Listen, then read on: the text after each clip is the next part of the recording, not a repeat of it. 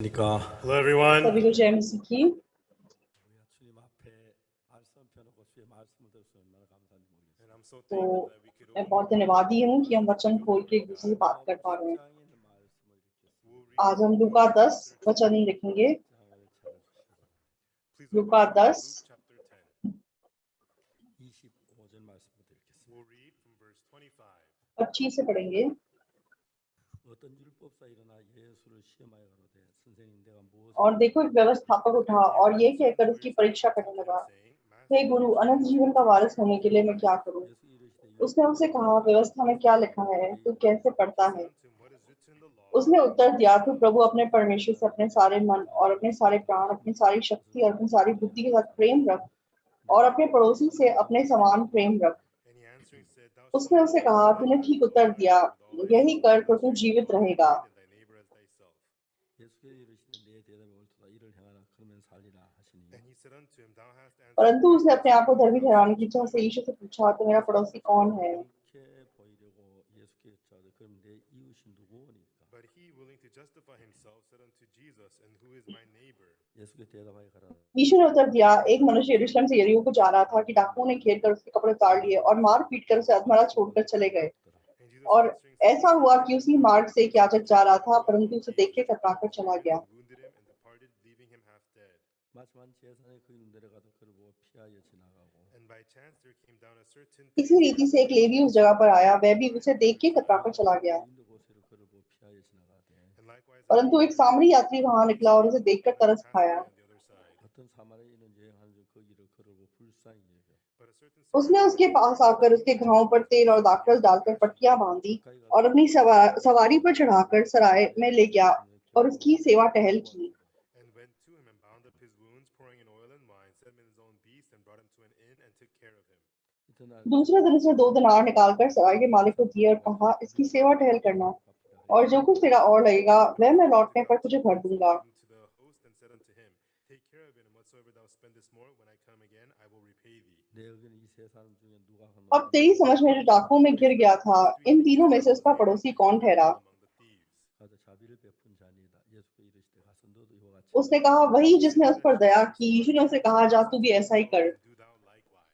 제가 신앙생활하는 동안에 내가 이제 걸어가는 길하고 예수 나를 인도해 그 길이 명확하게 다른 걸 보여주었습니다. And so as तो आत्मिक जीवन जीने के दौरान मैंने साफ देखा है कि जिस मार्ग पे मैं चलना चाहता था और जिस मार्ग पे यीशु मसीह मुझे चलाना चाहता था, वो बिल्कुल अलग थे। 2000 그러니까 군대 가게 됐는데 when I went तो to the जब मैं फौज में गया था, 제가 이제 군대 영장을 받았습니다.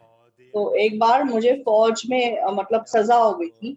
군방이 의무기 때문에 तो मतलब कोरिया में एक्चुअली फौज में जाना कंपलसरी होता है। 군대를 가게 되는 겁니다. तो अगर आप अपाहिज नहीं हो तो आपको फौज में जाना ही जाना होता है। 군대 가기 직전에 저 1년 반 동안 거창 장팔이라는 곳에 교회 예배를 인도했습니다. but तो before फौज जाने से पहले मैं कोछांग नाम की जगह जंगफाली में एक कलीसिया की अगुवाई कर रहा था। 처음으로 그 장팔 교회 시작 예배를 인도했는데 and for the तो first time जब पहली बार मैंने जंगफाली चर्च में सर्विस की अगुवाई की, 1년 반 된 한 처음에 갈 때 주일학 여학생 둘이 있었는데 and so I तो जब मैं नया नया वहां गया था, वहां पे सिर्फ लाइक 2 संडे स्कूल के बच्चे थे और उसके बाद करीबन 1.5 साल बीत गए। 100명이 넘게 이제 우리 교회에 모임이 시작됐어요. तो 1.5 साल में करीबन 40 लोग हमारे चर्च में इकट्ठा होना शुरू हो गए। 군대 가기 싫더라고요. I didn't want to go to the army. तो उनको छोड़ के फौज जाने का मेरा मन नहीं था, So much fun. क्योंकि प्रचार करके मुझे इतना मजा आता था। 집안에 저 준비했겠다 싶어서 갔습니다. But I felt लेकिन मेरे मन में ऐसा था कि फौज में भी परमेश्वर ने एक अच्छी जगह मेरे लिए तैयार की होगी, इसलिए मैं चला गया। the day I was तो going जिस दिन मैं फौज में जाने वाला था, 둘이 순교회 대구에서 거의 이제 인사라고 이제 가야 하는데 기도회를 했어요. and I needed to go to तो Daegu मतलब to say मुझे देगू चर्च में हमारे मिशन में सबको गुड बाय करने के बोलना था। we were taking तो turns मतलब फौज जाने से पहले वो लोग वहां पे प्रेयर मीटिंग चल रही थी और वो प्रेयर मीटिंग इतनी लंबी चली, me 1 hour late. तो मैं 1 घंटा लेट पहुंचा। 군대 딱 갔는데 And that day तो जब मैं वहां पहुंचा, 보통 이제 군대 간다고 막 한국에는 6.25 때 군에 가서 죽은 사람이 참 많기 때문에 usually in Korea तो उस जमाने में जब मतलब जवान लड़के फौज में जाते थे तो बहुत लोग मर जाते थे फौज में जाने के बाद। तो मतलब जो बड़े बुजुर्ग होते थे वो सारे मतलब फौज में जाने वाले व्यक्ति को थोड़ा पॉकेट मनी देते थे, क्योंकि वो लोग ऐसे सोचते थे कि पक्का नहीं है इसको दोबारा मिलेंगे कि नहीं मिलेंगे। They don't do that now, but back then when I तो was in आजकल ऐसा नहीं है, लेकिन जब मैं वहां जाता था तो हमें वहाँ पर बहुत पैसा इकट्ठा हो जाता था। 정말 하나님을 경험하고 싶었어요. but I really लेकिन मैं सच में परमेश्वर को अनुभव करना चाहता था, 안 가져갔어요. I didn't इसलिए मैं वो पैसा लेके नहीं गया। 제가 군대 갈 때는 성경이 굉장히 귀했는데 and when I went to तो the army उस जमाने में मतलब बाइबल बहुत महंगी मिलती थी, मुश्किल से मिलती थी। 갖고 있지 않은 사람이 굉장히 많았어요. and तो although मेरे चर्च में जो हमारे चर्च मेंबर्स थे बहुतों के पास बाइबल नहीं थी। 돈으로 이제 성경책을 사 옵션으로 붙여주고 and so with तो the मैंने क्या किया कि जो पैसा मुझे बड़े बुजुर्गों ने दिया था मैंने उससे मतलब बाइबल खरीदी और मतलब सारे अपने चर्च मेंबर्स को पोस्ट कर दी 이제 통신 और मैं फौज चला गया। तो वहां पे मैं मतलब कम्युनिकेशन मतलब सोल्जर बन गया। radio machines are very तो advanced. आजकल जो रेडियो मशीन है वो बहुत एडवांस्ड होती है, 전화도 가능. तो कहीं पे भी दुनिया में आप आसानी से फोन पे बात कर सकते हैं। 이제 무전 상태, 무전기 성능이 나쁘니까 तो उस जमाने में टेलीकम्युनिकेशन इतने डेवलप नहीं थे, 군대는 잘 안 들리는 거예요. And so तो इसलिए दूरी, अगर आप दूरी पे किसी को कम्युनिकेट कर रहे हो तो आवाज ठीक से सुनाई नहीं देती थी। 모르서 부호로 치는 그 무전을 많이 했어요. and we use तो इसीलिए हम लोग उस जमाने में मोर्स कोड इस्तेमाल करते थे बातचीत करने के लिए। so I became a और मैं communications मतलब वो कम्युनिकेशन डिपार्टमेंट में काम करने लग गया। 뛰어가서 16주 동안 4개월 교육을 받아요. and so for 16 तो weeks वहां of that पे training, जाने से पहले 16 हफ्ते मुझे कम्युनिकेशन ट्रेनिंग बेस पे ट्रेनिंग मिली। 3년 동안 지난 것은 फौज में 3 साल रहा था। I served in the army for 3 years. So happy. 제가 이제 तो मैं 기본 बहुत खुश था। That you received the तो basic वहां पे जैसे हमें बेसिक ट्रेनिंग मिलती है, जैसे बंदूक कैसे चलानी है और ये वो सिखाया जाता है। 주특기는 통신병이니까 통신교육을 받아. and after that you have to receive your special training and I'm a communication soldier so I have to receive that training. 이제 모로스 부호로 가지고 이제 무선을 하는 그 병과는 And learning how to communicate through the Morse code, 대전 통신학교에서 있어야 하는데 you have to learn at तो the मतलब तेजन communication school में वो सब सिखाया जाता था। I am from class 3 तो मैं 311 बैच का था। 그 교육을 받았어요. up to class 310. 310वें बैच तक देजन में वो ट्रेनिंग दी जाती थी। 311기부터는 원주에서 교육을 받게 돼요. लेकिन 311वें बैच से वो ट्रेनिंग बोंजू नाम के शहर में दी जाने लग गई। 원주 그 통신학교에서 1, 2로 들어갔어요. And so तो इसलिए जो वोंजू में कम्युनिकेशन स्कूल था वहां पे मैं फर्स्ट बैच बन गया। 필마다 들어오는데 and so there's a new course और coming in वहां पे जो मतलब हर हफ्ते ट्रेनिंग के लिए लोग आते थे। and if even though you are 1 week तो senior that's a big अगर आप एक हफ्ते के भी सीनियर हो तो उसमें बहुत मतलब फर्क पड़ता था। 최고 고참이기 때문에 so at our training school तो हमारे ट्रेनिंग स्कूल में मैं सबसे सीनियर था। 우리 교육부는 우리한테 꼼짝을 못 so all the incoming तो communication soldiers had to वहां listen पे to जितने सिपाही आते थे वो हमारी बात मतलब सुननी पड़ती थी उनको। if you smoke in front of तो your अगर senior, तुम सीनियर के सामने सिगरेट पियोगे you won't get to eat तो तुम अपने मुंह से खाना नहीं खा पाओगे। 선배보다 먼저 화장실 가면 अगर तुम सीनियर से पहले बाथरूम जाओगे 못 걸어다니고 you don't get तो to अपने पैरों से चल नहीं पाओगे। 선배한테 격려 안 하면 and if you don't और अगर तुम अपने सीनियर को सलूट नहीं मारोगे 못 자고 you don't get to sleep तो on your तुम bottom. 하여튼 अपने मतलब लेट के सो नहीं पाओगे। No, that's what they said. The इस तरह की बातें वहां पे चलती थी। So I was there as the तो first class. मैं वहां पे सबसे सीनियर था। 딱 일주일 지나니까 후배들이 쫙 들어와요. So after तो the एक first week passed, हफ्ते there के were बाद coming under हमारे जूनियर्स आने शुरू हो गए। 명이 들어온 거예요. hundreds of them would come. मतलब बहुत सारे लोग आए। 이제 딱 들어가면 And I go to the classroom for the जब मैं अपने जूनियर्स की क्लासरूम में जाता no, they say salute. तो वो सब सल्यूट मारते। Down. मैंने कहा ठीक है कोई बात नहीं, शांति रखो। 환영합니다. And I tell them welcome to तो मैं उनको बोलता कि वेलकम इस कम्युनिकेशन ट्रेनिंग बेस में। and they're very तो वो लोग बड़े घबराए हुए होते थे। 잘 잤어요. did you तो sleep मैं पूछता आप लोग कल अच्छे सोए ट्रेन में जब आप यहाँ आए थे? हाँ जी। It's okay, relax, और it's okay. आप शांति रखो, मतलब घबराओ मत। Try to speak kindly. और मैं उनको बहुत मतलब सांत्वना के शब्द बताता था। And I asked them और मैं बोलता था आप जो चर्च जाते हाथ खड़ा करो। 98% would तो raise their hand. 98% हाथ खड़ा कर लेते थे और मैं उनके नाम लिख लेता था। 예배가 있으니까 I would tell them और मैं उनको बोलता कि कल 9 बजे हमारी सर्विस है, come out to the training site. आप लोग मतलब इस जगह पे आ जाना। There was no तो तब हमारे बेस में कोई चैपलिन नहीं था, मैं ही वहां का चैपलिन की तरह काम करने वाला बन गया। तो सच में मैं इतना खुश था। वहां पे चैपल नहीं था और बहुत सर्दी होती थी, लेकिन हम पहाड़ के कोने में मतलब ओपन एरिया में बैठ के सर्विस करते थे। और सर्विस के बाद मैं बोलता था अगर आप पर्सनल फेलोशिप करना चाहते हैं हाथ खड़ा करो, तो करीबन 20-30 लोग हाथ खड़ा करते थे। तो मैं पूरा दिन उनको सुषमाचार करता था। तो मतलब फौज का मेरा जीवन इतना खुशी से भरा हुआ था।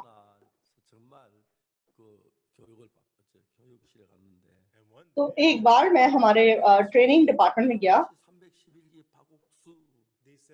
तो एकदम से अनाउंसमेंट हुई, ROC 311 बैच पाकोक्सू ट्रेनिंग हेडक्वार्टर में पहुंचो। तो मैं वहां भाग भाग के गया और मैं सल्यूट मारा, और ROC 311 पाकोक्सू रिपोर्टिंग। तो मतलब बहुत एक सीनियर अफसर वहां पे बैठा हुआ था। तो इंग्लिश में मतलब ऐसा नहीं होता, लेकिन मतलब कोरियन में ऐसा होता है जैसे खाना, जैसे हिंदी में भी होता है खाना खाया, खाना खा लीजिए, मतलब अलग अलग प्रकार से बोलते हैं रिस्पेक्ट से बोलने के लिए। तो मतलब खाना खाओ ऐसे नहीं बोल सकते, आपको मतलब बहुत रिस्पेक्टफुली बोलना पड़ता है मतलब बड़ों को। तो जैसे जो मतलब एशियन कंट्रीज हैं उसमें जैसे बड़ों से कैसे बात करनी है, छोटों से कैसे बात करनी है, वो अलग अलग होता है। अमेरिका में ऐसा नहीं होता। तो जैसे इंग्लिश में कुत्ता मर गया तो हम बोलेंगे डॉग डाइड, और दोस्त मर गया तो भी तो हम बोल देंगे दोस्त फ्रेंड डाइड। पिता मर जाए तो हम बोलेंगे मतलब फादर डाइड। लेकिन कोरियन भाषा में आप कभी ऐसे नहीं बोल सकते। तो जब कुत्ता मरता है तो हम बोलते कुत्ता मर गया। अगर पिताजी मर जाए तो हम ये नहीं बोलते पिता मर गया, मतलब कुत्ते के समान नहीं बोल सकते, सेम वर्ड नहीं यूज करते, हम बोलते लाइक पिता गुजर गए। तो मतलब मौत को बताने के लिए इतने सारे वर्ड्स हैं कोरियन में। तो उठा लिए गए, गुजर गए, या फिर उन्होंने अपने मतलब हमें छोड़ के चले गए। बहुत सारे मतलब रिस्पेक्ट के शब्द हैं।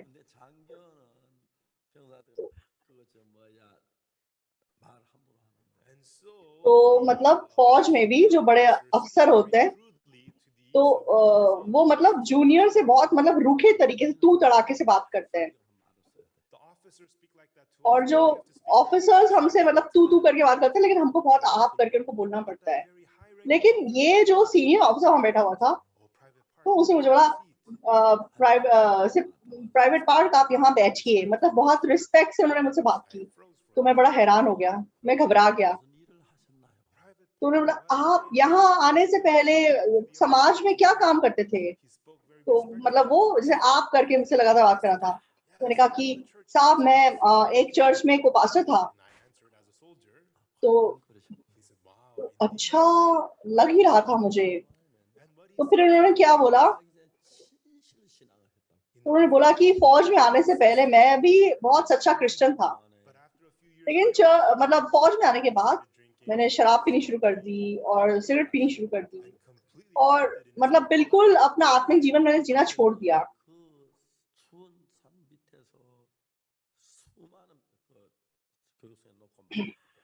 लेकिन सिपाही पार्क कल मैंने आपको पहाड़ के नीचे बैठ के इतने सारे लोगों को बिठा के सुषमा चर्चा करते देखा, देख के मेरा मन इतना चुल गया,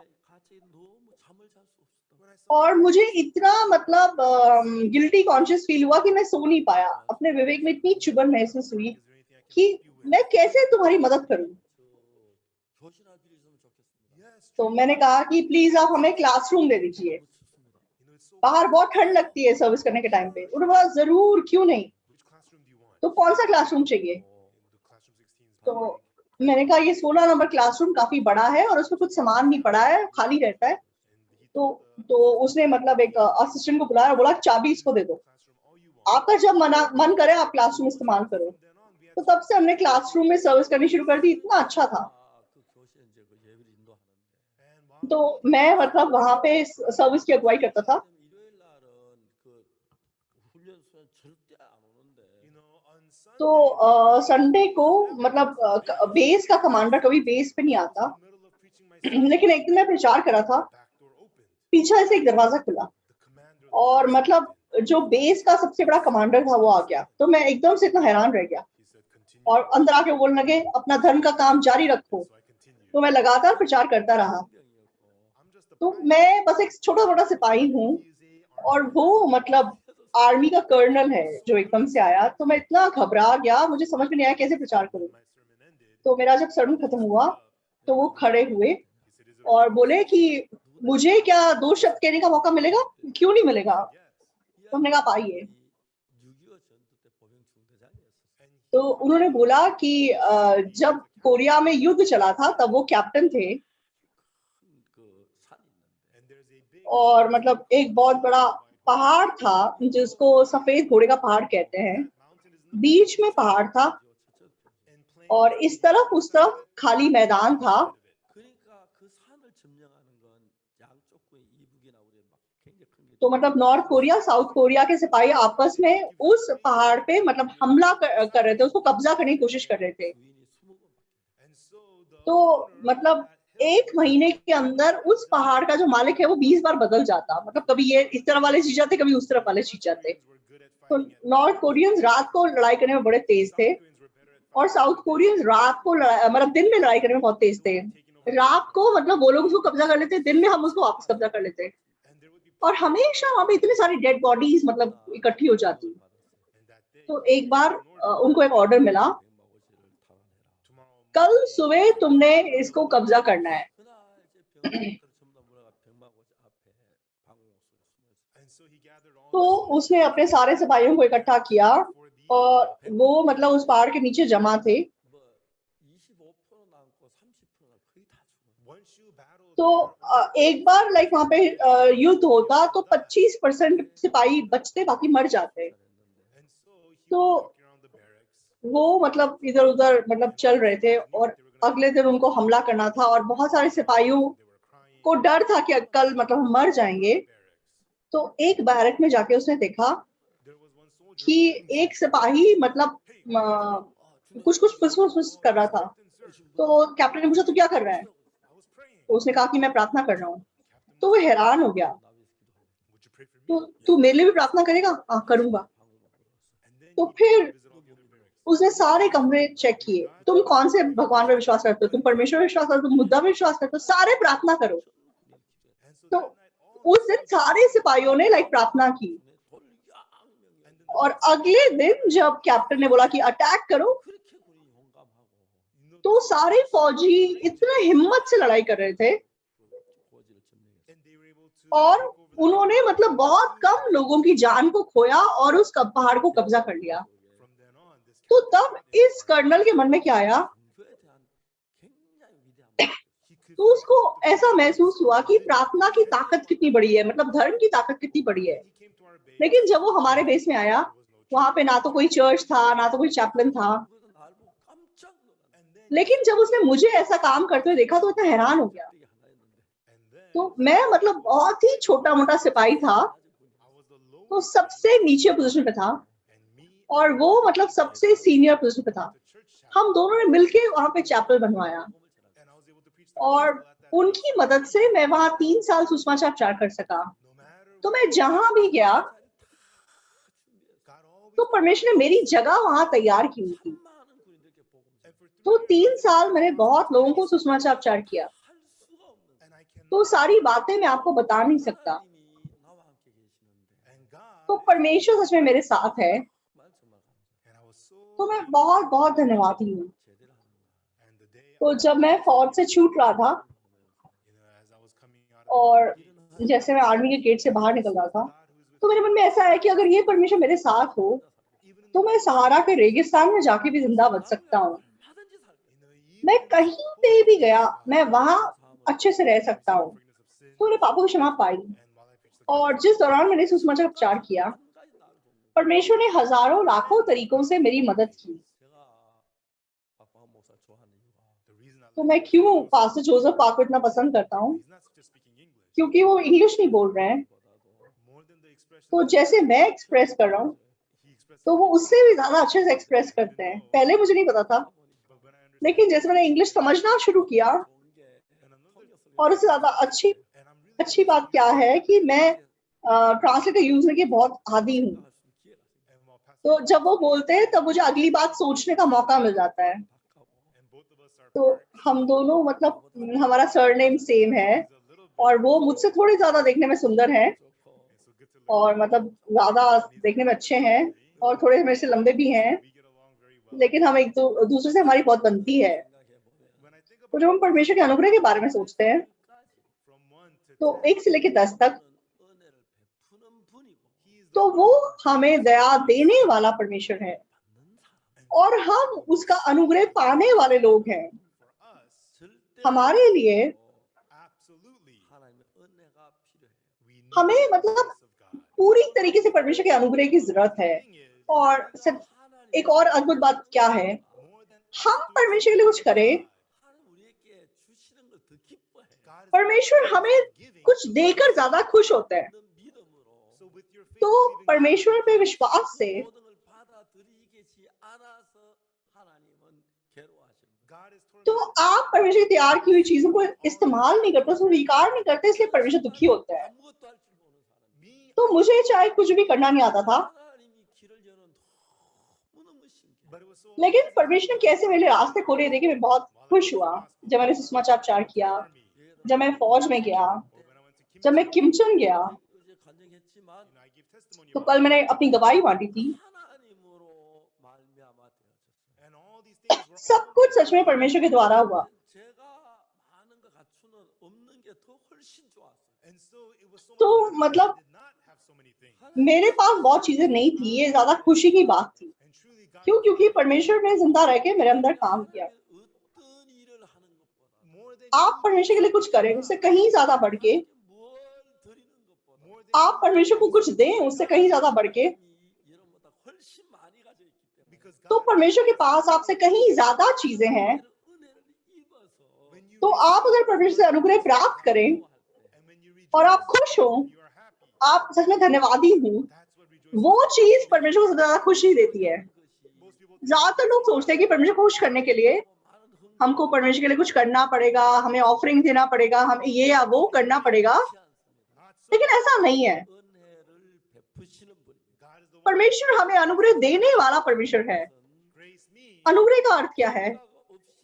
अनुग्रह का अर्थ है कि हमें बिना किसी कीमत के वो मिला है। without मैंने कुछ अच्छा नहीं किया है, मैंने कुछ भला नहीं किया है, लेकिन जो मुझे नहीं मिलना चाहिए था, जब वो मुझे मिलता है तो हम उसे अनुग्रह कहते हैं। ज्यादातर लोग क्या सोचते हैं, in order to हाँ, अनुग्रह पाने के लिए मुझे ये करना पड़ेगा, वो करना पड़ेगा, ऐसे करना पड़ेगा, वैसा करना पड़ेगा, people think लेकिन वो गलत है। you have to जब हम कुछ नहीं कर सकते तब हम अनुग्रह पाते हैं। समझ रहे हैं? तो कौन पापों की क्षमा प्राप्त करता है? कौन? you have to जो पाप करता है वो पापों की क्षमा पाता है। did you know क्या आप ये बात जानते हैं? तो परमेश्वर कभी भी किसी ऐसे व्यक्ति का पाप क्षमा नहीं करता जिसने पाप नहीं किया है। is that right? समझ रहे हैं? He loved तो us उसने हमसे प्यार किया जिन्होंने पाप किया, and God और परमेश्वर हमें सब कुछ मुफ्त में देता है। that's why तो इसीलिए परमेश्वर उसको अनुग्रह कहता है। if you try to receive अगर आप by कुछ करके पाने की कोशिश करेंगे God says that's not how तो परमेश्वर कहेगा नहीं, just receive it.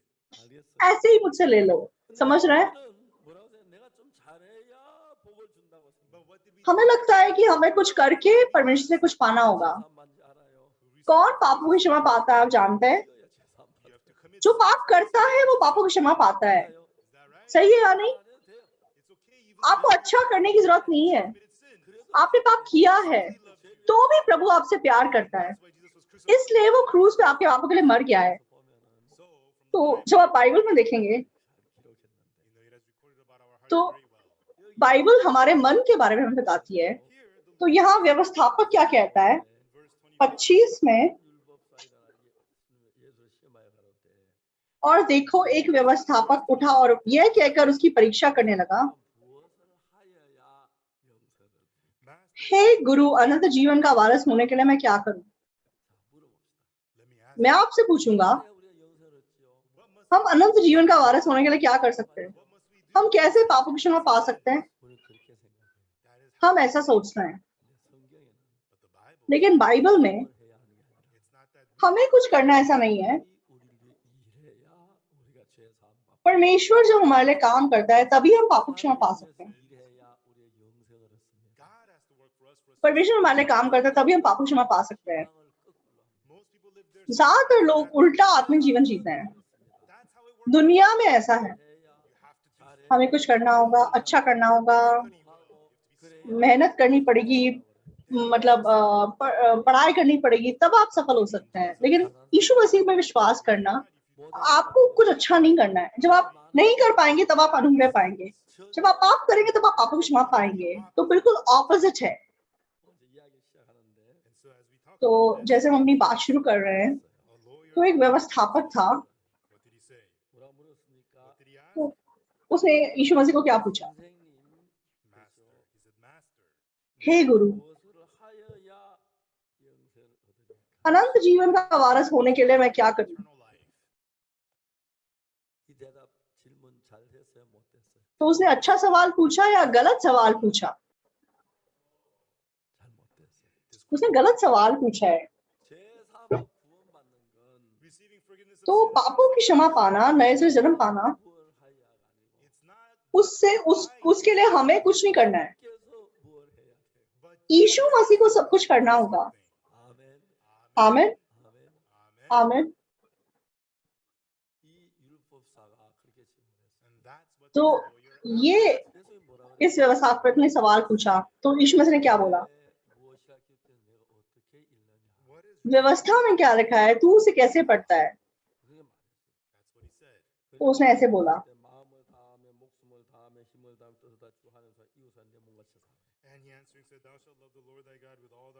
उसने उत्तर दिया, तू प्रभु अपने परमेश्वर से अपने सारे मन, अपने सारे प्राण, अपनी सारी शक्ति और अपनी सारी बुद्धि के साथ प्रेम रख, और अपने पड़ोसी से अपने समान प्रेम रख। तो प्रभु ने कहा कि ठीक है, तूने ठीक उत्तर दिया, या ऐसा ही कर तो तू जीवित रहेगा। क्या कोई ऐसा कर सकता है? ऐसा कोई नहीं कर सकता, कोई ऐसा नहीं कर सकता। इसीलिए हमें अनुग्रह की जरूरत है। तो मेरा पड़ोसी कौन है? तो तब यीशु मसीह इसको क्या बोलता है, एक व्यक्ति यरूशलेम से यहूदा की ओर जा रहा था, सॉरी, यरूशलेम से यरीहो की ओर जा रहा था, और उसे रास्ते में एक डाकू मिला। डाकू ने उसके कपड़े उतार लिए और उसको मारा पीटा और उसे अधमरी दशा में छोड़ दिया।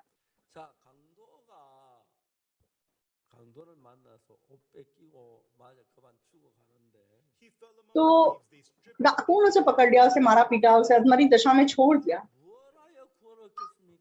तो ये व्यक्ति क्या करके उद्धार पा सकता है?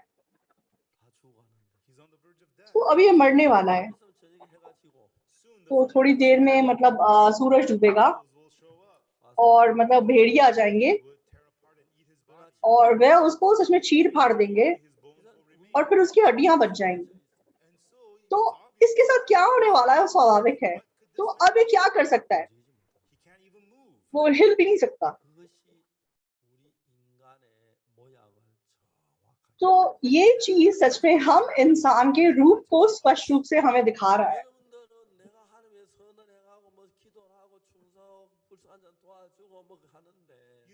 तो आप लोगों को लगता है कि अगर हम प्रार्थना करेंगे, कुछ अच्छा करेंगे, मेहनत करेंगे, दूसरों की हेल्प करेंगे तो हमारे कुछ अच्छा होगा, लेकिन परमेश्वर की नजरों में हम उसमें डाकुओं से मारे गए व्यक्ति के समान हैं।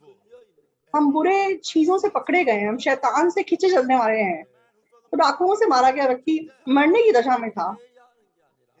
तो ऐसा नहीं कि उसे कुछ करना पड़ेगा, तो उसको अनुग्रह पाना होगा। तो वहां से एक याजक गुजरा और ये तो डाकुओं से मारा हुआ व्यक्ति है।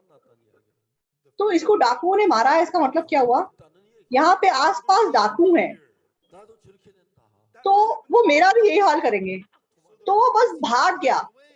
그렇죠? सही है। 이제 레위인이 봤어. दूसरा एक लेवी वहां से गुजरा, 레위인이 가서 तो लेवी ने क्या किया? वो भी उसे देख के कतरा के चला गया। तीसरा एक सामरी वहां निकला। 자, 여러분이 생각해 तो आप लोग अपने बारे में सोच के देखिए, आप यरूशलेम से यरीहो के जा रहे हैं और डाकुओं ने आपको घेर लिया 나도 और आसपास जरूर डाकू होंगे, मेरे साथ भी ऐसे ही हो सकता है, तो भी क्या आप जाके उसकी मदद करेंगे? 도와주사 손 들어봐. तो जो मदद करेंगे हाथ खड़ा कीजिए। देखो 3 कोई हाथ नहीं खड़ा कर रहा है। 일단 내가 살고 봐야지. तो सबसे पहले हमें अपनी जान बचानी पड़ेगी, सही है। 사마리아인은 लेकिन जो सामरी यात्री था, 강도 만난 자는 생명을 버려서 예수님이야. तो वो यीशु मसीह है जो अपनी जान को हमारे लिए दे सकता है। 이야기는 तो ये कहानी, 강도는 구원받아야 할 대상하고 तो जिसे उद्धार चाहिए 하시는 두 사람의 이야기. और जो उद्धार देने वाला है, ये 2 लोगों की कहानी है। 자는 डाकुओं से मारा गया व्यक्ति, उसको उद्धार चाहिए, 이는 और सामरी यात्री 구원을 해줘야 उद्धार देने वाला व्यक्ति है। 사마리아인 누구냐? तो सामरी कौन है? सामरी यीशु मसीह है, वो यीशु मसीह है। 버려가면 생명을 우리 도와줘. तो अपनी जान को दांव पे लगा के हमारी मदद करने वाला। 많은 사람들이 잘못 알고 있는 तो आज बहुत सारे लोग गलत फहमी रखते हैं, हाँ मुझे 10 आज्ञाओं को मानना होगा, मुझे प्रार्थना करना होगा, मुझे ये करना होगा, मुझे वो करना होगा, तब मुझे आशीष मिलेगा। जब मैं इसी बात को देखते हैं, 강도를 만나서 옷을 뺏기고 맞아서 그반 죽어가요. तो डाकुओं से मारा गया व्यक्ति, उसको मारा पीटा गया, उसके कपड़े उतार दिए गए और उसको अधमरा छोड़ दिया गया। तो अब वो मरने की हालत में है, मतलब तो ना तो उठ सकता है, ऐसे ही वो पड़ा हुआ है। 뭐 때문에 और जब अंधेरा होगा तो भेड़िया आएंगे, उसको खा लेंगे। किसी ना किसी को आके उसको बचाना होगा, किसी को आके उसकी मदद करनी होगी, नहीं तो वो मरे बिना नहीं रह सकता। तो ये हमारा रूप है। 예수님이 오셨는데 तो इसीलिए यीशु मसीह हमें बचाने के लिए आए। 건져 주러 오셨는데 तो यीशु मसीह पापों से छुड़ाने के लिए हमें इस दुनिया में आया। 수호에서 죄에서 벗어난다. तो हम अपनी मेहनत, अपनी कोशिश से पापों से नहीं छुट सकते थे। 잘할 수 있어요? तो क्या आप यीशु से बेहतर काम कर सकते? ये असंभव सी बात है। 읽어보면 तो अगर आप इस कहानी को अच्छी तरह से पढ़ेंगे, बहुत ही मजेदार कहानी है। तो बाइबल हमें क्या कहती है? 사마리아인은 तो एक समारी यात्री, 하는 중 거기로 वह परंतु एक सामरी यात्री वहां निकला और उसे देखकर तरस खाया। 때문에 그를 봐 तो सबसे पहले उसने उसको देखा, फिर उस पर तरस खाया 가까이 가서 और उसके पास गया, उसके घावों पर तेल डाला और फिर उसके ऊपर दाखरस डाला और फिर मरहम पट्टी की और अपने जानवर पर उसे चढ़ाया और सराय में ले गया और उसकी सेवा टहल की। और अगले दिन 2 दिनार दी और बोला इसकी सेवा टहल करना, और तेरा जो लगेगा वो मैं तुझे दे दूंगा। 사마리아는 10가지 행동이 있는데 तो उसने 10 काम किए। 거기에 강도 만난 자 하는 게 तो इन 10 कामों में एक भी काम डाकुओं से मारे गए व्यक्ति ने कुछ नहीं किया। 100% 주의 은혜로 되어져. 100% प्रभु के अनुग्रह से ही हो सका। 강도 만난 자 아무것도 하지 않아. तो डाकुओं से मारे गए व्यक्ति ने कुछ नहीं किया। 그러니까 이 사마리아인은 예수님을 가리키는 तो ये जो सामरी है, ये यीशु मसीह की परछाई है। 사마리아인이 강도 만난 자 다 죽어가기 때문에 일어날 수도 없고 가까이 갈지도 못해. तो ये सामरी मतलब ये मतलब जो डाकुओं से मारा गया व्यक्ति था, वो उठ भी नहीं सकता था, वो कुछ नहीं कर सकता था।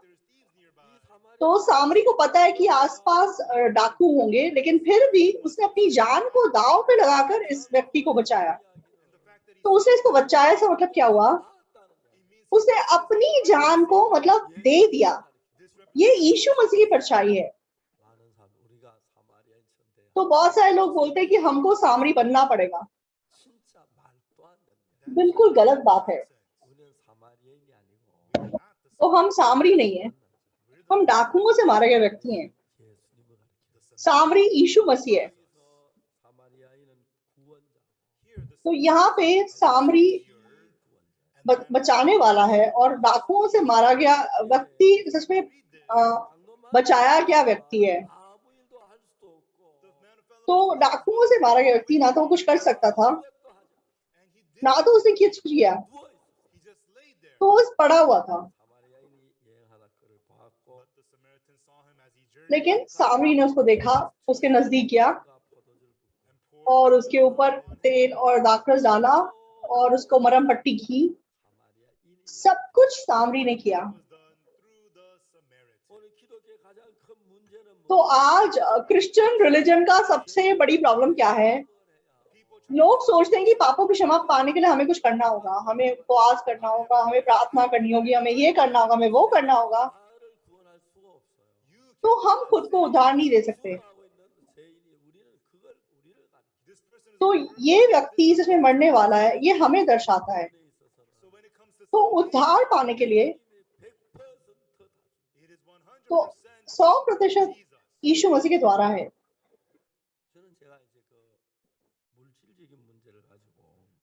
तो मैंने मतलब पैसों की समस्या को लेकर तो परमेश्वर ने मुझे बहुत कुछ सिखाया है। तो जब मैं झंगफाली चर्च में था तो मुझे देगू हेडक्वार्टर में एक बार बुलाया गया, तो मंडे को आना। तो मेरे पास बिल्कुल पैसे नहीं थे और फिर जब संडे को हमारी प्रेयर मीटिंग हुई तो मैंने वहां प्रचार किया और उसके बाद मतलब सूचना का समय आया तो मैंने सबको बताया कि कल मैं देगू जाने वाला हूँ और चर्च में कोई नहीं रहेगा। तो मैंने ये अनाउंस किया। तो मेरे मन में क्या आशा थी कि कोई आएगा, तो मैं देगू जाने वाला हूँ, तो किसी ना किसी को पता चल जाएगा कि मेरे पास पैसे नहीं है, तो कोई ना कोई आके मुझे पैसे दे देगा। लेकिन किसी ने मुझे कुछ नहीं दिया। तो सर्विस के बाद सब लोग अपने अपने घर चले गए और फिर शाम को मैंने दोबारा अनाउंस किया और फिर मैं डोर पे खड़ा हुआ, एक एक करके सब लोग चले गए। तो मुझे ऐसा मैसेज होता है कि कोई आएगा और कहेगा पास्टर कल आप देगू जाने वाले हैं, आपके पास टिकट का पैसा है, आप ये इस्तेमाल कर लीजिए। मैं ऐसी अपेक्षा कर रहा था, लेकिन कोई नहीं आया और सब अपने अपने घर चले गए। तो मेरे पास 1 रुपया भी नहीं था। तो उस रात मैंने प्रार्थना की और अगले दिन सुबह मेरे पास फिर कोई पैसा नहीं था। तो मैंने अपना बैग उठाया और मैं बस स्टैंड की तरफ चलने लग गया। तो 3 किलोमीटर की दूरी थी। तो बिना पैसे के जब मैं जाने की सोच रहा था तो बहुत सारी सोच मेरे मन में उत्पन्न हो रही थी। लेकिन जाते जाते बिल्कुल मतलब रास्ते में, तो रास्ते के साथ तो हमारे चर्च के एक मेंबर थे, तो वो एक स्कूल के टीचर थे और उनकी जो पत्नी थी वो एक मतलब स्टेशनरी की दुकान चलाती और वो भाई हमारे चर्च का मतलब अकाउंट संभालते थे। तो मुझे ऐसा लगा चलते चलते उस घर में जरूर पैसे होंगे।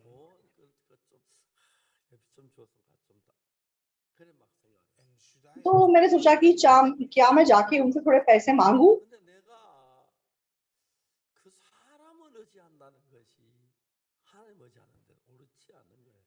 लेकिन मेरे मन में ऐसा आया कि परमेश्वर पे निर्भर करने की बजाय इंसान पे निर्भर करना सही नहीं है। तो मेरे मन में ऐसा है कि मुझे उनके घर नहीं जाना है। और मैंने सोचा तो क्योंकि पहले मैं उनके घर के सामने से गुजरता था, तो मुझे ऐसा मैं इमेजिन कर रहा था कि वो भाई घर के बाहर खड़े होंगे और मतलब वो मैं मतलब अभी इमेजिनेशन में सोच रहा था कि वो एकदम से अपना दरवाजा खोलेंगे और बाहर पानी फेंक रहे होंगे और तब वो मुझे देख लेंगे और बोलेंगे अरे कोपास आप कहाँ जा रहे हैं, आप देखो जा रहे हैं। हमारे घर एक कप कॉफी पी के जाइए, आपके पास खर्चा है। तो ये सब मैं इमेजिन कर रहा था क्योंकि मेरे पास पैसे नहीं थे। तो मतलब तब ऐसा था। लेकिन उसके बाद मेरे मन में एक सोच आई।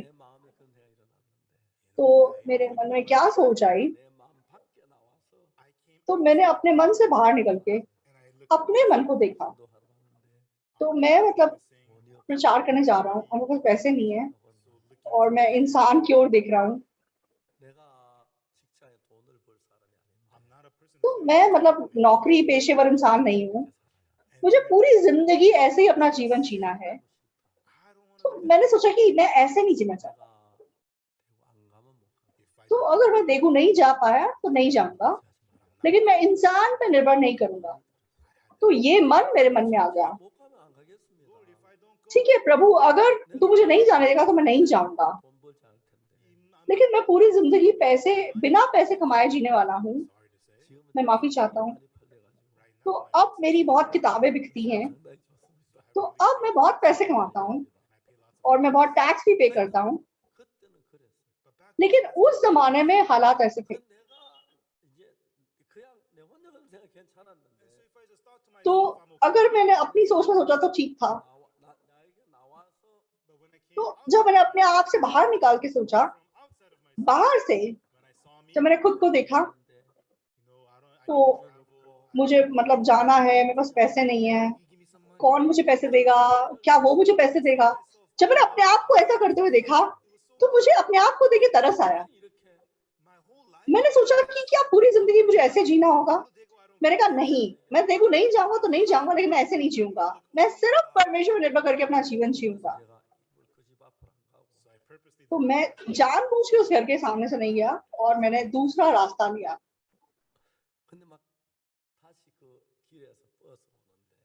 और फिर मतलब रास्ते से पैसे हमारे रास्ते से मतलब बस आ रही थी और बस के सामने मतलब देगू लिखा हुआ था।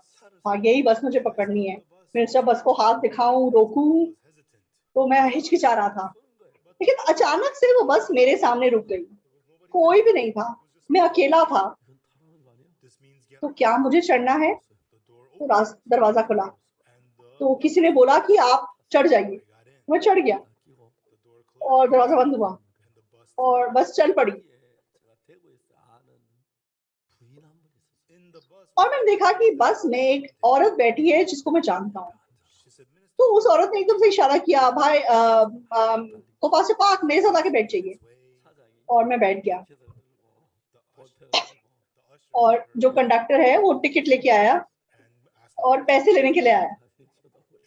तो मैंने बहन की ओर देखा, तो बहन ने मेरी टिकट खरीद दी। और उस बहन ने मुझे क्या बोला, तो वो देगू में नौकरी करती है, मतलब क्या कहते हैं, सिलाई का काम करती है। सिलाई का काम करके वो कोरियन ट्रेडिशनल कपड़े बनाती है और वो अच्छी कमाई करती है।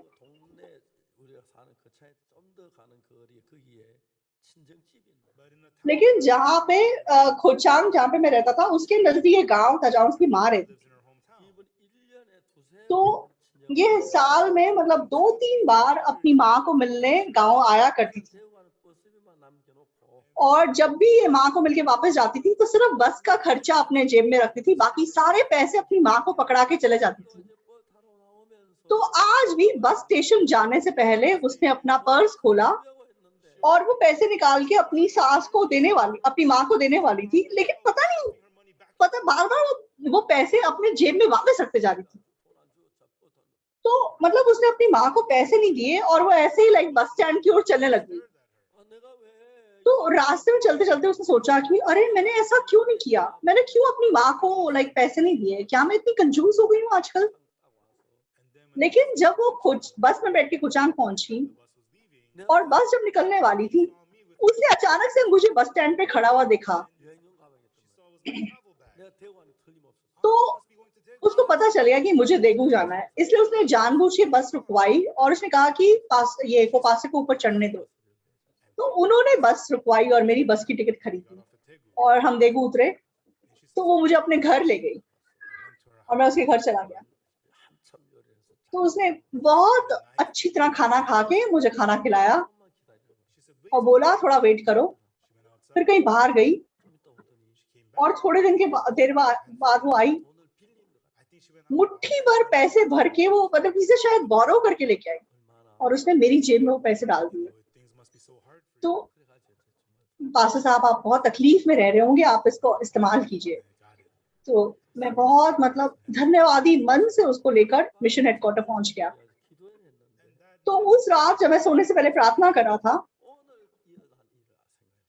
तो मैंने आज क्या क्या हुआ उस बारे में सोच के देखा।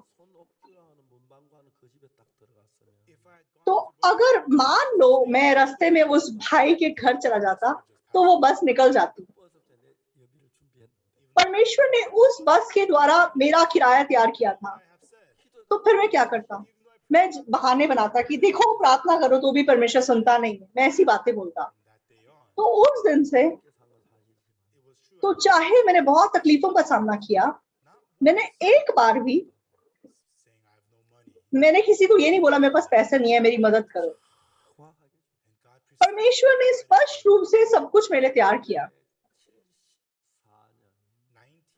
तो 1974 में तो जुलाई 14-15 की बात है। तो मेरा बेटा पैदा होने से एक दिन पहले की बात है। तो मैं देगू में रहता था। तो मेरे पास एक छोटा सा कमरा था। तो बाहर छोटी सी किचन थी, टेबल था। तो उस दिन मतलब कोई दूर से सुसमाचार सुनने के लिए आया था। तो पूरी शाम मैंने सुसमाचार किया। तो मेरी पत्नी बिल्कुल प्रेगनेंसी के लास्ट स्टेज पे थी। तो वो मतलब एक कोने में मतलब गद्दों के ऊपर टेक लगा के बैठी हुई थी। तो मैंने रात के 10 बजे तक प्रचार किया और उस व्यक्ति ने पापों की क्षमा प्राप्त की और वो चला गया। तो मैंने उनको मतलब दरवाजे तक छोड़ा और जब मैं अंदर वापस आया तो मेरी पत्नी गुस्सा करने लगी और क्या बोलने लगी, तो सुसमाचार प्रचार करते हो इतनी फालतू की बातें क्यों बोलते हैं आप? तो जब हम सुसमाचार प्रचार करते हैं तो एक एक स्टेप बाय स्टेप जाना पड़ता है। तो अगर एक स्टेप पे आप बात कर रहे हो और अगले को लाइक समझ में नहीं आ रहा तो अगले स्टेप पे जाना मुश्किल होता है। इसलिए ये वो बातें करके समझाना पड़ता है और ऐसा करके एक स्टेप आगे बढ़ के फिर पापों की क्षमा के बारे में बताते हैं। तो मेरी पत्नी को लेबर पेन शुरू हो गया और मतलब उसकी हालत काफी खराब थी। लेकिन उसे लगा कि अगर वो बीच में आके हमें डिस्टर्ब करेगी तो मेरा सुसमाचार करने का काम बीच में अटक जाएगा, इसलिए वो बर्दाश्त करी थी और उसे लग रहा था कि जल्दी खत्म करे, लेकिन मैं खत्म नहीं कर रहा था, इसलिए उसे गुस्सा आ गया। तो उसकी बात सुन के लगा, अरे तुम कैसे शैतान जैसी बातें कर रहे हो, किसी ने उद्धार पाया तुम ऐसी बात बोल रहे हो। तब मेरी पत्नी ने मुझे बताया कि हाँ उसको लेबर पेन शुरू हो गया है। तो मैंने अपनी पत्नी को बहुत मतलब माफी मांगी। उसने ना तो दोपहर को खाना खाया था ना तो रात को खाना खाया था। हमारे घर में 10 पैसे भी नहीं थे। तो अब हम क्या करें? तो हमारे चर्च में करीबन 30 मेंबर्स थे। मुझे मतलब कोई थोड़ी टेम्पटेशन हुई किसी बहन को फोन करूं, बहन मेरी पत्नी को दर्द हो रहा है, अब क्या करूं? तो मुझे ऐसा लगा कि कोई ना कोई बहन भाई आएंगे, वो सब प्रॉब्लम सुलझा देंगे। लेकिन मेरे मन में ऐसा है कि मुझे परमेश्वर पर निर्भर करना चाहिए। मैं कैसे इंसान पर निर्भर करूं? लेकिन मैं माफी चाहता हूं। तो मतलब टाइम बीतता गया और मैं मतलब मेरी पत्नी दर्द बर्दाश्त नहीं कर पा रही थी। तो तब मुझे पता चला कि मतलब दर्द जो लेबर का पेन है वो टाइम पे उठता है। मतलब थोड़ा दर्द उठता है, फिर रुक जाता है, फिर उठता है, फिर उठता है। और जब जल्दी जल्दी दर्द उठने लग जाए, ऐसा मतलब बच्चा पैदा होने का टाइम अब नजदीक आ गया है। तो मुझे लगा अब मैं क्या करूं, ऐसी हालत में मैं क्या करूं? तो एक तरफ तो मैं प्रार्थना कर रहा था, दूसरी ओर मेरे मन में मतलब एक लालच था कि अगर मैं किसी डीकन को बताऊंगा या किसी को बताऊंगा तो एकदम से वो मेरी मदद करेंगे। लेकिन मैं सिर्फ परमेश्वर पर निर्भर करना चाहता था। और एकदम से जब दिन हुआ और दिन के सुबह के 7 बजे और मेरी पत्नी मतलब चिल्ला रही थी। तो उस दिन सुबह 7 बजे की बात है। तो मतलब किसी ने रिसेंटली उद्धार पाया, वो अचानक से हमारे चर्च में आ गई, एक बहन, और एकदम से हमारे कमरे में आई। और उस औरत ने जब मेरी पत्नी ज्यादा देखी, वो हैरान रह गई। तो उस सिस्टर का नाम छे ख्वांगजा था। तो उसने मुझे क्या बोला, सामोनिम, मैं बुसान इल्चिन हॉस्पिटल में मतलब गायनेकोलॉजी डिपार्टमेंट में नर्स का काम करती थी। वो बहुत मशहूर हमारे देश का अस्पताल है। तो मेरे पास मतलब दाई का लाइसेंस भी है। आप थोड़ा सा वेट करो, मैं जल्दी से आती हूँ। फिर वो भागते भागते गई और एक बैग लेकर वापस आई। और जैसे ही वो आई, मेरा बेटा एकदम पैदा हो गया। और उसके बाद वो बेचारी किचन में गई, उसने देखा हमारे किचन में खाने को कुछ नहीं। तो फिर उसने जाके चावल खरीदे। और मतलब कोरिया में जब कोई बच्चा पैदा होता है तो उसको, तो वाइफ को मतलब औरत को मियक सूप पिलाते, मतलब पिलाते हैं।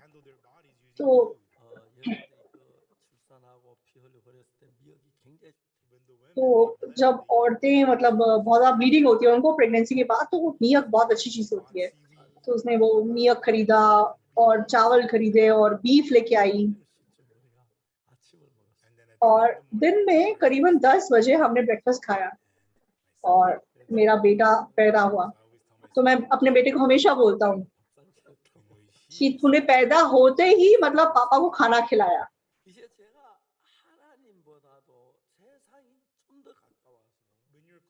तो जब परमेश्वर से ज्यादा दुनिया आपके करीब होती है, तो आपको ऐसा लगता है कि दुनिया में अगर मैं ऐसे करूं या वैसा करूं तो मेरा कुछ हो जाएगा, और बहुत सारे तरीके दिखाई देते हैं। लेकिन स्पष्ट रूप से परमेश्वर हमें देख रहा है। तो मैं दुनियावी तरीके का इस्तेमाल तब कर सकता हूँ अगर मैं परमेश्वर को धोखा दूं। मैंने सिर्फ परमेश्वर पर निर्भर किया। तो उसके अलावा भी कभी कभी पैसे की जरूरत पड़ती है, कभी कभी बहुत मुश्किल तकलीफें आती हैं। तो 1987 में मेरे पेट में समस्या थी, मैंने बहुत कष्ट उठाया। और 99 में मेरे हार्ट में प्रॉब्लम थी, और मुझे ऐसा लग रहा था कि मैं मर जाऊंगा। लेकिन तब मैंने परमेश्वर पर निर्भर किया। तो बहुत स्पष्ट रूप से परमेश्वर ने हमारी मदद की।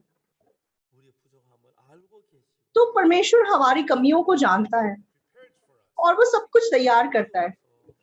तो आज तक मैं चाहे तकलीफ में था तो किसी के सामने जाके $10 उधार दे दो, $5 उधार दे दो, तो यीशु मसीह विश्वास करने के बाद मैंने कभी जिंदगी में ऐसा नहीं किया है। तो शुरुआत में चाहे मुश्किलें थी, सच में बहुत बार भूखे रहना पड़ता था, लेकिन तब परमेश्वर ने अद्भुत रूप से हमारे जीवन में काम किया। तो परमेश्वर मेरे अंदर क्या देखना चाहता था? तो परमेश्वर देखना चाहता था कि मैं उस पर विश्वास करता हूँ या नहीं करता। तो मैं आपको क्यों ये बात बता रहा हूँ, आप लोगों के लिए भी। तो परमेश्वर कहना चाहता है कि आप तो मुझ पे विश्वास करते हो नहीं, इसीलिए वो आपको मुश्किलें देता है। तो जब मेरा बेटा पैदा होने वाला था, तो मतलब कितना मेरे मन में डर था, अगर मेरा बेटा मर गया तो क्या, बच्चा मर गया तो क्या होगा, अगर कुछ गलत हो गया तो क्या होगा। ये वो कितनी सोच मेरे मन में उत्पन्न हो रही थी। लेकिन मैं परमेश्वर के अलावा और किसी पर निर्भर नहीं कर सका। तो एक बार भी यीशु मसीह विश्वास करने के बाद बहुत सारी तकलीफें आई। किसी के सामने हाथ फैलाना, मुझे थोड़े पैसे दे दो, तो मैंने कभी ऐसा नहीं किया। तो बहुत बार मुश्किलें तकलीफें आई हैं, लेकिन तब तो परमेश्वर ने मेरी मदद की है। तो परमेश्वर जो मुझे सबसे अच्छी तरह जानता है, तो पास पाक नहीं है, मेरी पत्नी नहीं है, परमेश्वर मुझे सबसे अच्छे से जानता है, तो वो जरूर मेरी मदद करता है। तो जब हम केवल परमेश्वर निर्भर करते हैं, तो मैं सच में परमेश्वर खुश होते देख सका। हम कितना भी अच्छा क्यों ना करें, पर मेरी नजरों में कुछ नहीं है, वो कुछ नहीं है। 우리는 내가 어떤 일 잘했다 혼자 만족하고 즐거워하는지 몰라. When we do something तो हम कुछ अच्छा करके खुश हो जाते हैं, सेटिस्फाई हो जाते हैं, हाँ मैंने बहुत अच्छा किया, लेकिन परमेश्वर की नजरों में वो कुछ नहीं है। 진짜 어려울 때 but when we're लेकिन जब हम सचमुच में तकलीफों में होते हैं, मुश्किलों में होते हैं, not relying on the क्या तुम इंसान पर निर्भर कर रहे हो या परमेश्वर पर निर्भर कर रहे हो? for me to talk about तो अगर ऐसी बातें मैं करना शुरू करूं तो ऐसी बातें बहुत ज्यादा हैं। 마다 하나님께 나와 तो तब परमेश्वर मेरे साथ था, 하나님 정말 우리를 축복하시고 and God तो really परमेश्वर ने सच में मुझे आशीष दिया है। 여러분 and that God तो परमेश्वर आप सबको, 여러분 관계를 갖고 God wants to have तो परमेश्वर आपसे रिश्ता रखना चाहता है। 나의 믿음에 굉장한 도움이 돼. and these kinds of things तो ये सब चीजें सच में आपको बहुत ज्यादा मतलब क्या कहते हैं, ताकत दे सकती है। जैसे मैंने पहले sold well बताया कि आज मेरी किताबें बहुत बिकती हैं, इसलिए मेरी बहुत इनकम होती है। 이스라엘 간다고 하니까 this time I'm इस बार मैं इजराइल जाने वाला हूँ, brothers and तो भाई बहन बहुत खुश हुए कि मैं इजराइल जा रहा हूँ। 위로 갔으라고 돈을 줬는데 and they gave me तो इसलिए बहुत भाई बहनों ने मुझे पैसे दिए कि आप अपने खर्चे के लिए इस्तेमाल कीजिए। and they gave me money 주문 받아요. and they give me तो जब वो देते हैं मैं ले लेता हूँ, 진짜 하나님이 제 삶에 있고 너무 감사해요. and I'm so लेकिन सच में मेरा जीवन अगुवाई करने वाला परमेश्वर है, इसलिए मैं बहुत धन्यवादी हूँ। so ultimately तो निष्कर्ष के रूप में it looks like God's not ऐसा लगता है कि परमेश्वर मेरी मदद नहीं करेगा। ask of man हाँ, लोगों से पूछना पड़ेगा, लोगों पे निर्भर करना पड़ेगा, to man लोगों की ओर देखना पड़ेगा, लेकिन ऐसा नहीं है। God helps परमेश्वर हमारी मदद करता है, especially the problem खास करके पापों की समस्या 예수님이 हमारे खुद के द्वारा नहीं, यीशु मसीह से सुलझाता है। यीशु मसीह काम करता है, perfectly सत्य रूप से सुलझाता है। 대부분 사람들은 but most people ज्यादातर लोग they rely तो on वे दिखाई देने वाली चीजों के पीछे जाते हैं। 내가 이 누가복음 10장 이야기를 하면 열이면 열 백이면 백 똑같이 생각합니다. but all the तो people when they Luka the 10 same thing ज्यादातर लोग जो इसे पढ़ते हैं तो क्या बोलते हैं? they वो think बोलते हैं हमें सामरी के समान बनना है, we have to say हमें दूसरों के लिए अच्छा करना है। oh ऐसा नहीं है। 10장에 두 가지인데 the Luke लूका 10 में दो बातें हैं, one is the savior एक उद्धार देने वाला है और एक उद्धार पाने वाला है। ये दो लोगों के रिश्ते के बारे में बताया गया है। तो डाकुओं से मारा गया व्यक्ति उद्धार पाने वाला है 그다음에 그 사마리아인 और सामरी 구원자 예수님을 उद्धार देने वाला यीशु मसीह है। 이 이야기에서 तो इस कहानी में 중요한 the most सबसे जरूरी बात क्या है? 어떤 사마리아인은 a certain तो Samaritan एक सामरी यात्री as he journeyed जब वह सफर कर रहा था, वह उस जगह आ निकला, उसने उस पे दया की, उसके नजदीक किया, poured oil and wine उसके ऊपर तेल और दाखरस ढेला और उसके मरम पट्टियां की और अपने जानवर पे उसे रखा और वह सराय में ले गया और उसकी सेवा टहल की और अगले दिन 2 दिनारी निकाल के उसको दिया take care of him और उसे कहा कि इसकी सेवा टहल करना, जो भी तेरा और लगेगा मैं वापस आके तुझे भर दूंगा। सब कुछ सामरी ने किया। 강도만 한 건 하나도 없어. the man who fell तो डाकुओं से मारे गए व्यक्ति ने कुछ नहीं किया। 100% 100% Samaritan सामरी ने सब कुछ किया। 사마리아인이 아니에요. we तो हम लोग सामरी नहीं है, were the man of हम डाकुओं से मारे गए व्यक्ति हैं। Jesus must यीशु मसीह को हमारे लिए काम करना होगा। 완벽하게 and Jesus concerning तो this यीशु ने वो काम सिद्ध रूप से किया। 일한 게 아무것도 없어. here the man of तो thieves did डाकुओं से मारे गए व्यक्ति ने कुछ नहीं किया। 아무것도 하지 말아요. it means for us तो to be saved हमें उद्धार पाने के लिए कुछ नहीं करना है। simply यीशु मसीह ने जो किया है वही एक्सेप्ट करना है, even forgiving our पापों की क्षमा पाना भी। it's not that us we have to do something ऐसा नहीं कि हमें कुछ करना है, यीशु मसीह को करना होगा। 우리 죄를 사는 끝을 냈어요. and he तो यीशु मसीह ने सिद्ध रूप से हमारे पापों की क्षमा के लिए काम किया। हाँ, हम प्रार्थना करें, हम मेहनत करें, हम मन फिराएं, ऐसा नहीं है। Jesus did it तो यीशु मसीह ने सिद्ध रूप से किया। 한 번은 one time 제가 एक बार 크리스마스 칸타타를 तो मैं जिंजू क्रिसमस कंटाटा के लिए गया था। 이제 올 겨울 우리가 미국에서 저희들 1년에 약 30회 크리스마스 칸타타 पहले अमेरिका में हम 30 बार क्रिसमस कंटाटा करते थे। 큰 공예당 장소를 빌리고 and big तो बहुत बड़ी जगह को हम बोरो करके करते थे and we don't pay no charge for the tickets at all और हम मतलब टिकट के पैसे नहीं लेते थे। But the situation, with big buses, 200 people. 그래서 이제 미국 전역을 돌면서 तो मतलब हम एक पूरी बस में 200 लोग इकट्ठे होके अमेरिका एक शहर से दूसरे शहर जाके मतलब क्रिसमस कंटाटा करते थे और हम इतने खुश होते थे और मतलब हम लोगों से पैसे नहीं लेते थे और हम देख सके कि परमेश्वर कैसे हमें मदद किया और इसलिए बहुत धन्यवादी थे। 이번 크리스마스 때 लेकिन इस बार क्रिसमस पे जब हम करने वाले थे तो बिल्कुल असंभव था कोरोना की वजह से, तो वो हो नहीं पाया। 영화를 해서 तो इसलिए हमने एक मूवी बनाई। 우리 부활절 때 영화를 만들어가지고 तो पिछले ईस्टर पे भी हमने एक मूवी बनाई थी और बहुत सारे चैनल्स ने उसको ब्रॉडकास्ट किया, उसको दिखाया। 그래서 이제 했는데 이번 그 영화를 तो इस बार भी हमने एक मूवी बनाई। yesterday तो कल सारी शूटिंग खत्म हो गई, 어제 끝내기로 했는데 좀 더 찍을 남아가지고 이제 오늘 이제 떠난다고 하더라고요. तो थोड़ा बहुत शूटिंग का काम बाकी है, आज इसलिए उसको पूरा करने वाले हैं। 이스라엘 그 정말 세트가 있어가지고 तो डैलस के आसपास इजराइल का एक स्टूडियो सेट है, वहां पे हम डायरेक्टर को जाके मिले और मैंने देखा कि कैसे वो वहां पे शूटिंग कर रहे हैं। 떠날 거예요. They'll arrive in New York maybe tomorrow or so. कल न्यूयॉर्क वापस आ जाएंगे। तो मैं देखिए बहुत धन्यवादी हुआ। 모든 일에 하나님이 도우시는 거예요. And in all that, तो हर चीज में परमेश्वर की मदद को हम देख सके। here, यहाँ पर the lawyer, व्यवस्थापक 사람으로서 율법을 좀 잘 지킨 것 같아요. maybe he kept शायद वो बाकियों की तुलना में अच्छे से व्यवस्था का पालन करता था, keep the law perfect. लेकिन कोई भी व्यवस्था को शुद्ध रूप से नहीं मान सकता 이 사람 क्योंकि किसी ने कोई ऐसा नहीं है जिसने पाप नहीं किया है।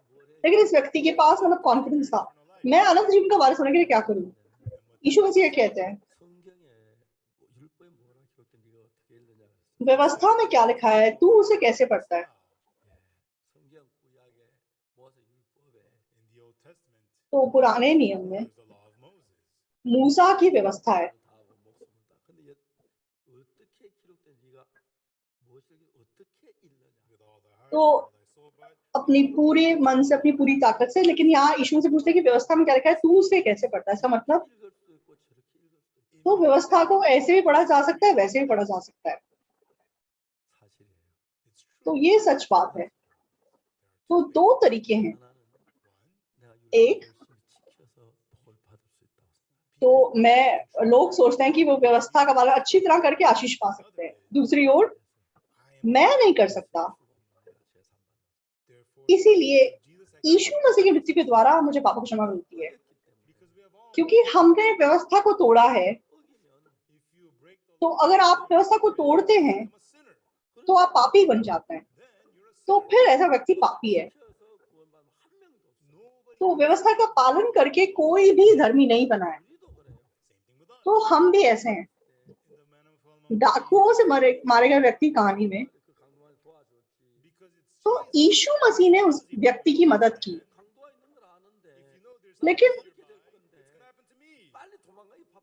और कोई भी व्यक्ति उसकी मदद नहीं कर सकता क्योंकि उसे पता है कि वहां पे डाकू हैं, डाकू मुझे भी मार डालेंगे। इसलिए याजक और लेवी उसे छोड़ के चले गए। लेकिन सांवरी यीशु मसीह की परछाई है। तो जरूरी बात क्या है This story, इस कहानी में, what did the man तो of डाकुओं से मारे गए व्यक्ति ने कुछ क्या किया? उसने कुछ नहीं किया। उसने कुछ नहीं किया, ना तो वो कर सकता है, he just laid वो सिर्फ वहां पे पड़ा हुआ था। सब कुछ सामरी ने किया है। and a certain तो एक सामरी यात्री वो सफर करते हुए वहां आ निकला और उसे देखा और उस पर तरस खाया और उसके नजदीक गया। who went to him कौन किसके नजदीक गया? सामरी यात्री उसके नजदीक गया poured और उसके तेल और दाखरस उंडेला। 왜 이제 그 여행하다 요즘은 약들이 많죠. 약이 없을 때는. and so when तो पुराने जमाने में लोगों के पास ज्यादा दवाइयां नहीं होती थी, इसलिए जब किसी को चोट लगती you put wine तो वह चोट पे वाइन डाल देते हैं क्योंकि वाइन के अंदर अल्कोहल होता है। तो जैसे वो जर्म्स को मारने का काम करता था, you pour the wine तो इसलिए वाइन डाल देते और उसको धो देते थे and then you put और उसके ऊपर तेल डाल देते। 피부가 상하면 when your skin जनरली जब हमारी स्किन कहीं खराब हो जाती है germs may enter तो अंदर जर्म्स जा सकते हैं। इसलिए हम मतलब चोट के ऊपर वैसलीन वगैरह लगाते हैं, मरहम पट्टी करते हैं। तो मतलब वैसलीन लगा के आप जर्म्स को अंदर जाने से रोकते हो। तो इसलिए पहले मतलब शराब से डिसइंफेक्ट करते हैं और उसके ऊपर मतलब तेल लगाना चाहिए ताकि जर्म्स अंदर ना जाएं। लेकिन यहाँ पे पहले तेल डाला जा रहा है, क्यों? तेल पवित्र आत्मा की परछाई है और जो दाखरस है वो खुशी को दर्शाता है। तो जब पवित्र आत्मा प्रभु हमारे पास आता है तब हमें खुशी मिलती है। तो खुशी मिलने के बाद प्रभु आता है ऐसा नहीं है, जब हमारे पास प्रभु आता है तब हमारे पास खुशी भी आती है। इसलिए तेल और दाखरस उंडेला और उसके बाद उसको मरहम पट्टी की ताकि वो मतलब उड़ ना जाए, इसलिए मरहम पट्टी की। और फिर और उसको अपने जानवर पे बिठाया, जिस जानवर पे वो खुद सवारी कर रहा था वहां डाकुओं से मारे गए व्यक्ति को बिठा दिया और उसे सराय में ले गया। तो इस पूरे प्रोसेस में डाकुओं से मारे गए व्यक्ति ने क्या किया? उसने कोई पैसा नहीं दिया, उसने कोई काम नहीं किया, उसने कुछ नहीं किया, सब कुछ सामरी ने किया। इसलिए डाकुओं से मारे गए व्यक्ति ने उद्धार पाया, हमारा पापों की क्षमा पाना। तो जितनी हम कोशिश करेंगे उतना वो गलत है। हमें कोशिश नहीं करनी है, प्रभु को करना है। सब कुछ प्रभु को करना है। तो उसके बाद वह उसे सराय में ले गया। वो सराय मतलब कलीसिया की परछाई है। तो कलीसिया में आने के बाद उद्धार पाए हुए भाई बहन आराम कर सकते हैं और उनकी बीमारियों का इलाज हो सकता है और उनका विश्वास बढ़ सकता है। और प्रभु ने कहा है कि मैं 2 दिन में लौट के आऊंगा। 1 दिनारी 1 दिन की मजदूरी है, लेकिन 2 दिनारी दी इसका मतलब 2 दिन। तो कुछ लोग बोलते हैं कि 2000 साल के बाद यीशु मसीह लौट के आएगा, ये दर्शाया गया है। दूसरे शब्दों में उद्धार पाने के लिए तो हमें क्या कुछ करना है? कुछ नहीं करना है। तो शुद्ध रूप से यीशु मसीह को सब कुछ करना है, हमें सिर्फ उसे स्वीकार करना है। डाकुओं से मारे गए व्यक्ति ने कुछ नहीं किया, सब कुछ सामरी ने किया। सामरी के द्वारा उसको उद्धार मिला। उसकी मेहनत, उसकी कोशिश, उसका काम इसमें शामिल नहीं है। सिर्फ सामरी का काम उसे उद्धार दे सका। हमारा पापों की क्षमा पाना, उद्धार पाना, वो भी ऐसे ही है। हम अपने पाप खुद नहीं धो सकते, यीशु मसीह को हमारे पाप धोने होंगे। क्रूस के ऊपर उसने अपना लहू बहाया। लेकिन एक चीज जो नहीं हो सकती वो क्या है? हम अगर कोशिश करें, हम मेहनत करें, हम कुछ करके, मेहनत करके, उपवास करके, स्पीकिंग इन टंग्स करके, प्रोफेसी करके अगर हम उद्धार पाने की आशीष पाने की कोशिश कर रहे हैं तो वो गलत है। वो आप कर रहे हैं। हमें क्या करना है? जो कुछ हम करते हैं वो सब गलत है। समझ रहे हैं? तो सबसे जरूरी बात क्या है? आप परमेश्वर के हाथों में नहीं सौंपते हैं, सब कुछ आप करने की कोशिश करते हैं। उसी प्रकार परमेश्वर को और कुछ नहीं, खास करके पापों की क्षमा का जो मामला है, प्रभु हमें कहते हैं कि तुम इसमें काम में हाथ मत डालो, तो मैं अपने आप करूंगा। तो उसने यीशु मसीह को भेजा और वह क्रूस पे मारा गया और उसने हमारी सारे पापों की कीमत को चुका दिया और उसने सब काम किया। तो हमें सिर्फ प्रभु के किए हुए काम को स्वीकार करना है। तो प्रभु ने जो अपनी मौत हमारे लिए दी, वो मुझे मरना था लेकिन वो मेरी जगह पे मर गया और वो 3 दिन के बाद जी उठा। इसका मतलब मैं भी यीशु मसीह के साथ जी उठा। तो अब आगे को मुझे कुछ नहीं करना है, प्रभु मेरे लिए सब कुछ करता है। कितनी अद्भुत बात है। 우리 전능한 하나님을 믿읍시다. Let us believe in the तो Almighty. हम 이제 सर्वशक्तिमान परमेश्वर विश्वास करें। तो अब आप सब परमेश्वर विश्वास से Let us take the step forward. आप अपने कदम आगे बढ़ाइए, Afraid. डरिए मत, And God is sure परमेश्वर जरूर आपके लिए काम करेगा। आमीन। 어느 누구에게도 to anyone. तो किसी को भी, After I got to know Jesus, तो यीशु मसीह को जानने के I बाद never talked to him about मैंने money. कभी पैसे की बात किसी से नहीं की है, सिर्फ परमेश्वर मेरी जरूरतों को पूरा किया है और रास्ते खोले हैं। The ways. 여러분 사랑합니다. Everyone love you. तो 여러분 하나님 의지하기를. Everyone God. तो आप सब केवल परमेश्वर पर निर्भर कीजिए। परमेश्वर आपसे प्यार करता है और वो आपकी सारी जरूरतों को जानता है। In so many ways. तो मैं बहुत गरीबी में जी रहा था, बहुत मुश्किलों में था, But in every way, God, लेकिन परमेश्वर ने सच में मेरी सारी जरूरतों को पूरा किया। my daughter, तो मेरा बेटा भी, मेरी बेटी भी, मेरे पोते पोती भी, they live blessed. सब आशीष जीवन जी रहे हैं May you rely on God. परमेश्वर पर निर्भर करके। And I hope you receive मैं आशा करता हूँ कि आप भी अनुग्रह पा सकें। हम प्रार्थना करेंगे।